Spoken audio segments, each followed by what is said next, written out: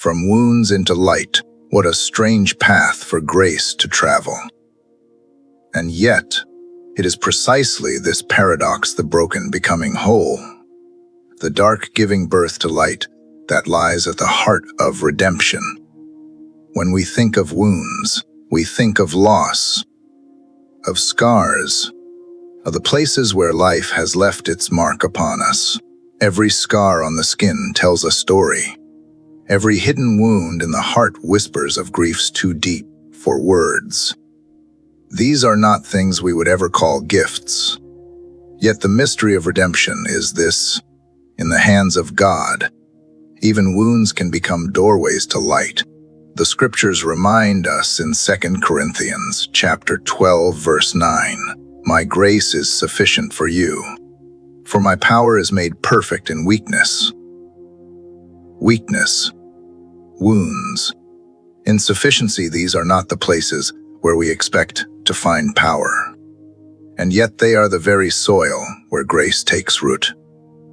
Think of the cross itself, an executioner's tool, a symbol of humiliation, a wound inflicted upon the Son of God. And yet that wound became the fountain of life. By his stripes we are healed. Isaiah tells us in chapter 53, verse 5, "The place of pain became the place of salvation. The darkest hour became the dawn of eternity." What could be stranger than this? That redemption comes not through avoiding wounds, but through them. As you listen today, perhaps you carry wounds of your own. Some are fresh betrayal, disappointment, regret. Others are old but still ache when touched. Maybe you have scars you thought would never speak of anything but loss. Yet in the mystery of God's work, even these may be transformed.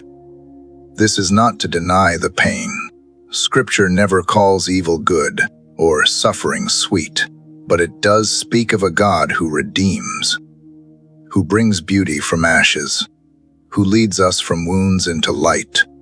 That journey may be slow, it may be difficult, but it is never wasted. Every wound entrusted to Christ becomes an instrument of grace. So we begin with a question: what wounds do you carry? And what might happen if you placed them in the hands of the one who turned a cross into a crown? The strange gift of redemption is not that we escape the wounds of life, but that we discover within them a light we could not find anywhere else. A light that shines not in spite of the scars, but through them. Part 1. The human struggle with wounds. Wounds are part of every human story. They come in many forms, some visible,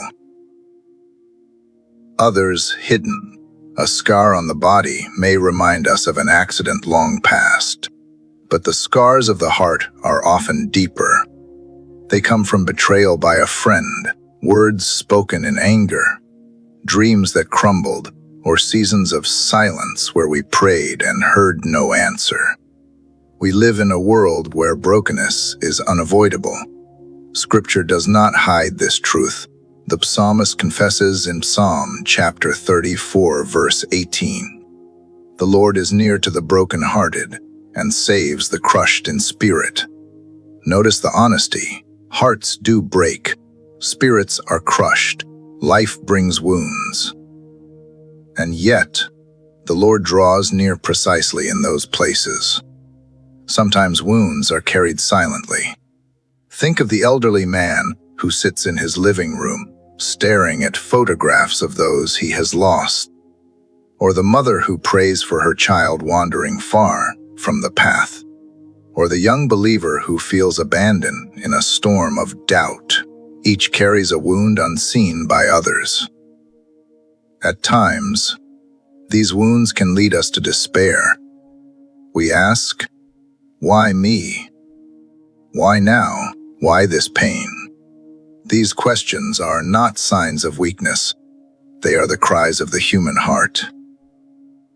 Even Jesus, in the Garden of Gethsemane, prayed with anguish, "Father, if it be possible, let this cup pass from me." He too entered the place of wounding. But wounds do more than cause pain. They shape the choices of our lives. A person hurt by betrayal may close their heart to love. One marked by loss may live in constant fear of losing again. Another who carries guilt may struggle to believe forgiveness is truly possible. Wounds whisper lies. You are broken beyond repair. You are unloved. You are alone. Here lies the paradox. The very places where we feel weakest are also the places where God's grace is most prepared to enter. Redemption begins not by denying wounds, but by facing them. To pretend we are whole when we are not is to shut the door on grace. But to confess, "Yes, I am wounded. Yes, I am broken." That confession becomes the first crack through which light can shine. The Apostle Paul himself spoke of a thorn in the flesh, something he pleaded for God to take away. Yet the answer he received was not removal, but sufficiency. "My grace is sufficient for you." We do not know the nature of Paul's thorn, and perhaps that is intentional, for it allows us to see our own wounds reflected in his. So what wounds do you carry? Do you believe they disqualify you from God's love? Or could it be that they are the very place where his redemption longs to work? This is the strange gift. Our wounds, when placed in God's hands, do not make us less, they make us vessels of light. Part 2. The Unseen Forces and the Strange Gift. If wounds were only physical, they would be easier to heal. But there is more at work in our pain than flesh and blood. Behind the suffering of this world, Scripture reveals an unseen battle, a conflict that seeks to twist wounds into chains. Paul writes in Ephesians chapter 6, verse 12, "For we do not wrestle against flesh and blood, but against the rulers, against the authorities, against the cosmic powers over this present darkness, against the spiritual forces of evil in the heavenly places." Wounds are not neutral. They can either draw us nearer to God or drive us further away, depending on which voice we allow to interpret them. The adversary is cunning. He knows that when wounds come, they leave questions behind. Why did this happen? Where is God? Can I trust him?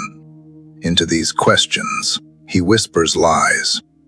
He seeks to convince us that pain means abandonment, that scars mean shame, that weakness means worthlessness.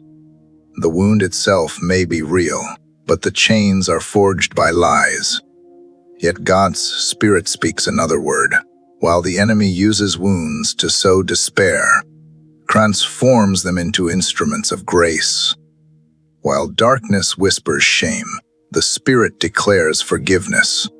While pain seems to isolate, grace builds fellowship among those who suffer. The wound does not disappear, but it becomes something strange, a gift. Consider Joseph, betrayed by his brothers, sold into slavery, cast into prison, wounds upon wounds. Yet when he finally stood before those same brothers, his words in Genesis chapter 50, verse 20 were astonishing. "You meant evil against me, but God meant it for good." The very wounds intended to destroy him became the path by which God preserved life. This is redemption's paradox. Wounds that once threatened to define us, in despair, are transformed into places where God's light shines brightest. Paul understood this when he wrote in 2 Corinthians chapter 4, verse 7, "We have this treasure in jars of clay, to show that the surpassing power belongs to God and not to us." Fragile vessels, cracked and scarred, yet glowing with divine light. It is a strange gift indeed. Who would ever choose wounds? And yet, who among us has not discovered that some of the deepest lessons, the strongest compassion, the richest prayers have come not from success, but from suffering? A wound entrusted to God does not remain only a mark of loss, it becomes a testimony.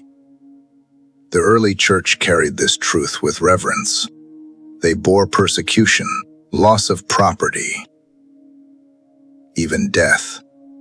And yet their witness shone brighter than before. They knew that wounds born in faith became seeds of redemption. The cross itself was proof. And what about you? Think for a moment.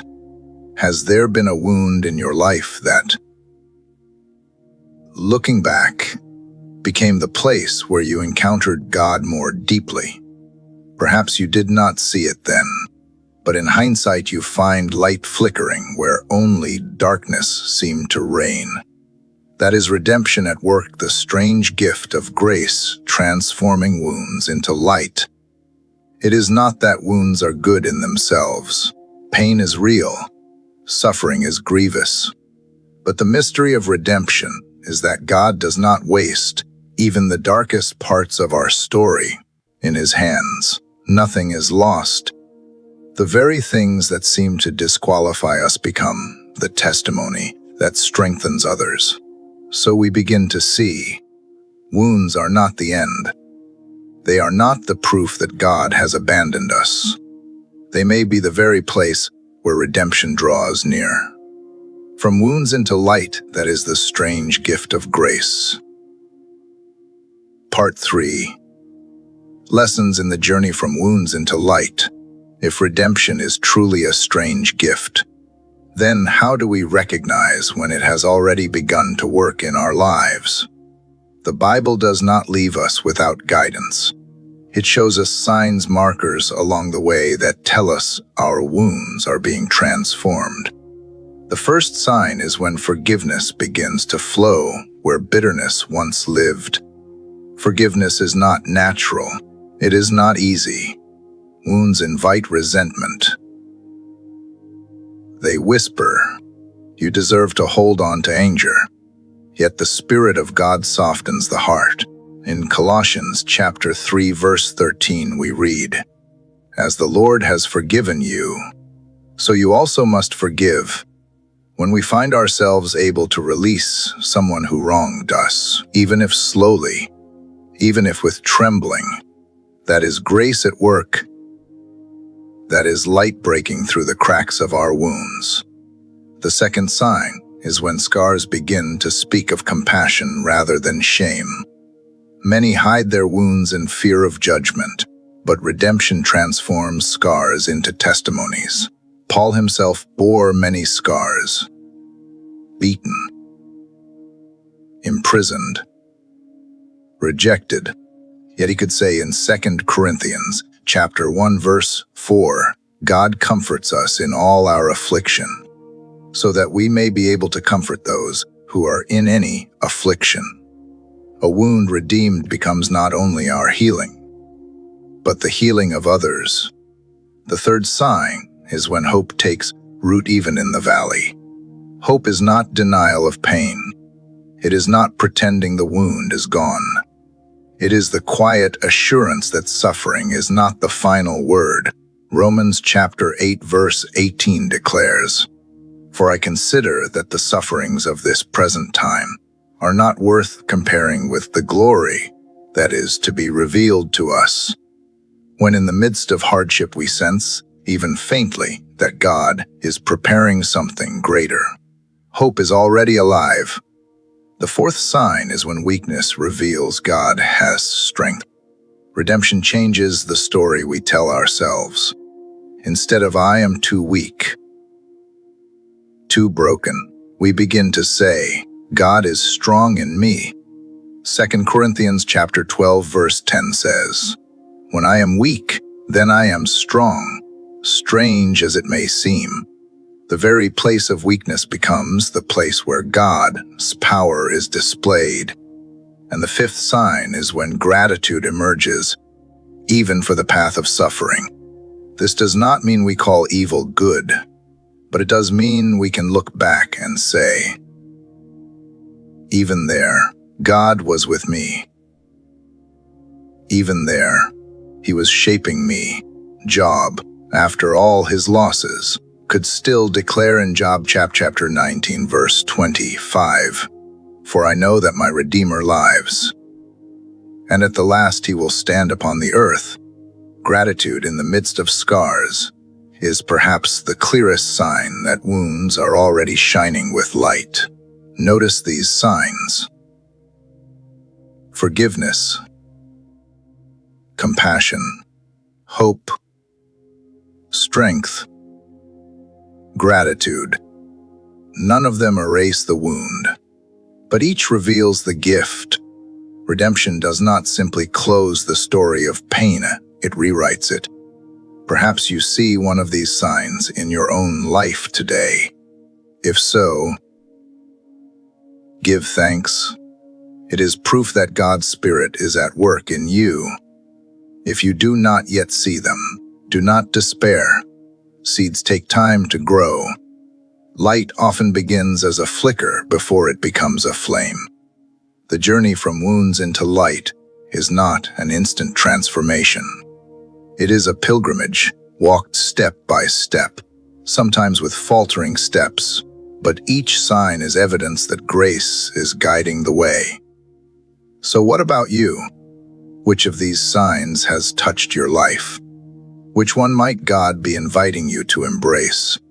For every scar surrendered to Christ becomes part of a story bigger than our own. From wounds into light, that is the strange gift of redemption.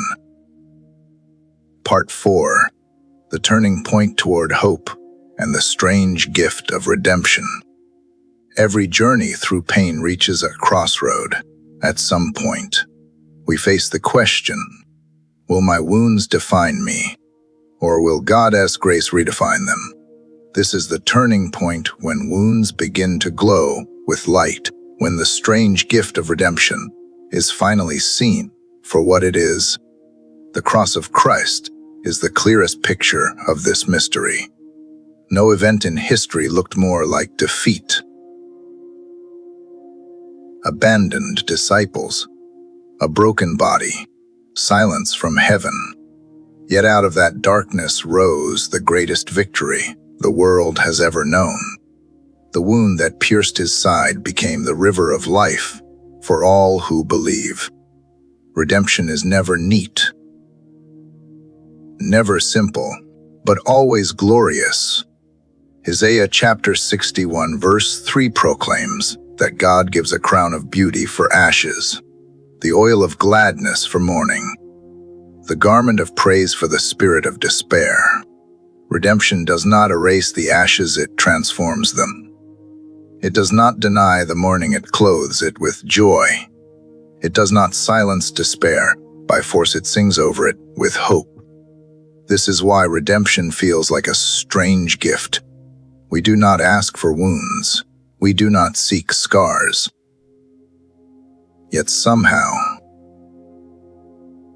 through Christ, these very places become sacred. They become altars where we meet Him more deeply. They become lanterns through which His light shines into the lives of others. Think of Peter, who once denied his Lord with bitter tears. That wound cut deep. But after his restoration, he stood in Jerusalem and proclaimed with boldness, "This Jesus whom you crucified God has raised up." And of that we are all witnesses. Acts chapter 2 verse 32. The man who once trembled became the man whose scars proclaimed Christ. Redemption had transformed his wound into light. So too with us. Redemption does not promise that we will never suffer. It does not promise that we will never be scarred.